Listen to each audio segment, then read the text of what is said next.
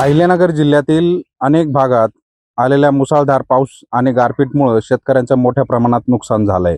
आता मी अशाच एका शेतकऱ्याच्या शेतात आलेलो आहे आणि ह्या शेतातील पूर्ण त्यांचं कांदा पीक हे पूर्ण उद्ध्वस्त झालंय। या संदर्भात आपण त्यांच्याशी बोलणार आहोत। काय सांगाल, ह्या अवकाळी पावसामुळे काय तुमचं नुकसान झालंय? मी कचरू आसाराम चव्हाण, चिचोली शिराळा, तालुका पाथर्डी, अहिल्यानगर।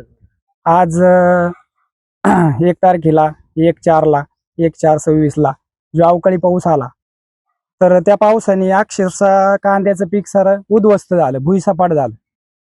तर माझं हाताला म्हणजे काहीच नाही, आता सारा कांदा पाणी गेलं, त्यात खराब झालेला आहे। तर याचा खर्च झाला जवळजवळ 2 ते 2.5 लाख रुपये खर्च झालेला आहे। वरून हे कांदा सारा खराब झाला। तर माझी शासनाला एवढीच विनंती आहे का बुवा याचे सगळे पंचनामे आता काही झालेले आहेत। आता आमचा झालेला आहे पंचनामा नुसता झाला याला महत्व नाही। पंचनामा सरसगट होऊन किंवा बुवा जिथं नुकसान झाली, खरंच ज्याची नुकसान झाली त्याची पंचनामा होऊन त्याला मदत मिळावं असं मी शासनाला विनंती करतो। आणि होता होईन तेवढी भरघोस मदत करावं।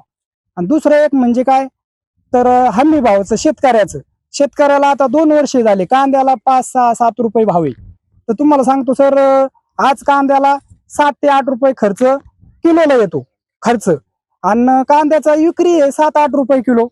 मग शेतकऱ्याला काही नाहीच ना, त्यात फायदा काहीच नाही ना। मग आता हे कष्ट करायचे, आज 4 महिने पाणी भरायचं, राबायचं, लेकरा बाळाला म्हणजे खायला नाही किंवा त्यांना काही ते मागितलं देत नाही आम्ही, आणि आज ते सगळं मालात घालायचं, आणि ते आज सुपडा साफ केलं आमचं काय आणि त्या अवकाळी पावसामुळे। तर दुसरं म्हणजे काय, भाव आता खताचे भाव बघा, आज 600-700 रुपयाची गुणी आज 2200-2300 रुपये झाली। ती घ्यावाच लागत, याला टाकावंच लागत। आणि जो कांद्याचा भाव आहे 2-3 वर्षापासून हाच आहे ना, कांद्याचाच नाही नुसता गव्हाचा आहे। आज गहू 2200 रुपये क्विंटल येते, 22 रुपये किलो आहे। त्याला 1 किलोला खर्च येतोय 15, 16, 17 रुपये खर्च येतोय। मग आता करायचं काय, शेतकऱ्याने काय करायचं? तर याच्यावर शासनाने काहीतरी लक्ष द्यावं अशी माझी एक विनंती आहे, हात जोडून विनंती आहे। आणि मालाकडे लक्ष द्यावं, शेतकऱ्याच्या मालाकडे लक्ष द्यावं, त्याला हमी भाव द्यावा, कारण त्याला काहीतरी उत्पन्न निघून त्याला परवडलं पाहिजे। आज तो असा जर 1-2 वर्ष 4 वर्ष असा भाव राहिला तर देशोधडीला जाईल ना तो। आणि त्यांनी जर उत्पन्न नाही काढलं, नाही पिकलं, तो जर म्हणला, समजा शेतकरी जर म्हणला का बा आज आपल्याला खायपुरतच पिकायचं, आज मी अर्धा एकर गहू करीन, अर्धा 10 गोणे झाले, मला बाजायला खायला तेवढं, तर मग हे देश कशा चालायचा? तर याच्यावर शासनाने अधिकारी असते कोणी त्यांनी लक्ष द्यावं। आणि शेतकऱ्याची जी कळकळीची विनंती आहे की बुवा त्यांनी लक्ष देऊन काळजीपूर्वक त्याच्याकडे लक्ष द्यावं, का बुवा खरंच शेतकऱ्याची एवढी नुकसान होती, आज नुकसान झाली ठीक आहे, पण ही नुकसान नसताना सुद्धा भाव नाही ना शेतकऱ्याला।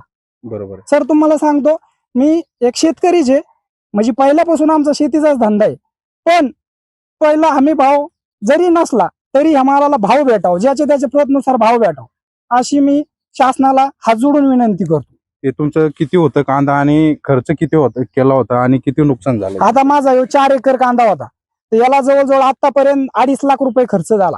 तुम्ही कसा कांदा, जो कांदा शेतकरी आहे ना त्याला सांगायची गरज नाही, प्रत्येक एकराला 70 ते 80 हजार रुपये खर्च येतो कांद्याला। आणि आजच्या उत्पन्नात तुमचं 7-8 रुपये किलो जरी नुकसानी नाही झाली समजा, तरी त्याचे 70-80 हजार होत नाहीत। आणि आता त्याच्यात हे सगळा खराब झाला ना, देशोधडीला गेला ना, आता शेतकरी गेला। मग आता शेतकऱ्यांनी करायचं काय? वरून काय होतं, शेतकरी आत्महत्या करतात, मग आत्महत्या करून त्याला पर्याय नाही ना। आता आपल्यासारखा समजा दमदार आहे माणूस, विचार करणार आहे, आज आपण जर आत्महत्या केली तर आज लेकर बाळ जगायचं कसं, कुटुंब जगायचं कसं आहे? मग आता जो शेतकरी आत्महत्या करतो त्याची चूक काहीच नाही ना, त्याला पर्याय नाही ना। आज 3 लाख रुपये खर्च झाला, त्याच्यातून जर तुम्हाला 50 हजाराचं उत्पन्न आहे, त्याने काय करायचं? बाहेर काढलेलं कर्ज फेडायचं कसं? तुम्ही सांगा ना। आज शेतकऱ्याकडे लक्ष देण्याची शासनाची गरज आहे। एवढेच बोलून मी शासनाला विनंती करतो, हिथं नुकसान भरपाई द्यावाच आणि शेतकऱ्याला प्रत्येक मालाला काहीतरी विचारपूर्वक भाव द्यावा, ही माझी कळकळून विनंती। अजून शेतकरी येते बरेचसे आलेले, 2 मिनिटं आपण तुम्ही बघू शकता, ह्याच शेतकऱ्याचं नाही तर इथल्या आजूबाजूच्या परिसरातील अनेक शेतकऱ्यांचं अशाच अवकाळी पाऊस आणि गारपीटमुळे नुकसान झालंय. खरं तर ही शेती कशासाठी करायची? आता हा शेतकरी पूर्ण देशाचा विचार करणारा आहे, पण आता सरकार जर ह्यांचा विचार करत नसेल तर यांनी शेती कशासाठी करायचं, हा मोठा प्रश्न आता यांच्या पुढे उभा राहिलाय. पोपट पिटेकर, अहिल्यानगर.